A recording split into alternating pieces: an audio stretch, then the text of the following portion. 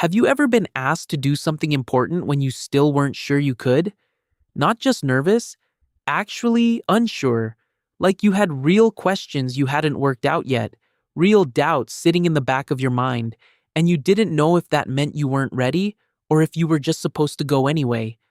I'm Gabriel, and there's a detail right at the end of Matthew's gospel that most people walk right past because the famous part that follows it is so big. But I think the part they walk past is actually the whole point.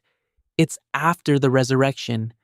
Jesus has already appeared to Mary Magdalene and the other Mary at the tomb and told them to pass a message to his disciples, "Go to Galilee."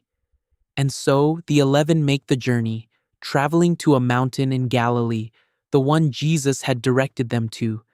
And then Jesus appears. Matthew says that when they saw him, they worshipped him. But then he adds this, almost as an aside. Some of them doubted. Jesus doesn't stop. He walks up to them and begins speaking. He tells them that all authority in heaven and on earth has been given to him. And then he gives them a command. Go, make disciples of all nations. Baptize them in the name of the Father and the Son and the Holy Spirit. Teach them everything he has commanded. And the very last thing he says before this gospel ends is this, "And behold, I am with you always, to the end of the age."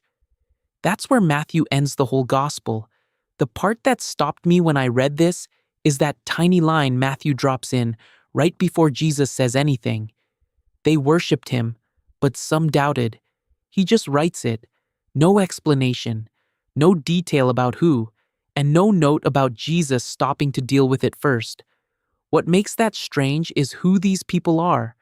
These aren't strangers who heard a rumor about Jesus. These are the 11 disciples, people who traveled with him for years, watched him heal the sick and raise the dead, watched him get arrested, watched him die, and now they're standing on a mountain looking at him, alive, and some of them are still not sure, and Jesus gives them the Great Commission anyway. He doesn't look around and say, "Okay, who's still uncertain? Let's get that sorted before we continue." He doesn't bench the doubters and tell the rest to move out. He just comes up to all of them, the ones worshiping and the ones doubting together, and hands them the most important task in history. I've told myself so many times that I wasn't ready for something because I hadn't answered all my questions yet. Like there's some threshold of certainty you have to cross before you can do anything real. Like you have to have your faith completely settled before it counts. And until you get there, you wait. But that's not the picture on this mountain. Jesus looks at a group of people who are worshiping him and doubting him at the exact same time, and he sends them out to reach every nation in the world. Not in spite of the doubt, just alongside it. And here's why that works. I am with you always, to the end of the age. That's not just a goodbye. That's the whole answer. You don't have to be fully certain before you go, because the one who has all authority in heaven and on earth is going with you.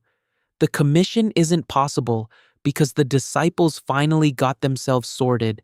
It's possible because Jesus is the one making it work. His presence is what carries the mission, not their confidence. You're not waiting for God to show up once you've figured everything out. He's already there. He's already sent you. I think about that mountain a lot. If this episode gave you something, please like it, subscribe, and share it with someone who might need to hear this. That's the best way to support what we're doing here. And here's what I genuinely want to know. Where in your life right now do you feel like you're being asked to step up but you're still not sure you're ready? Drop it in the comments. I'm Gabriel. Thanks for watching, and we'll see you next week.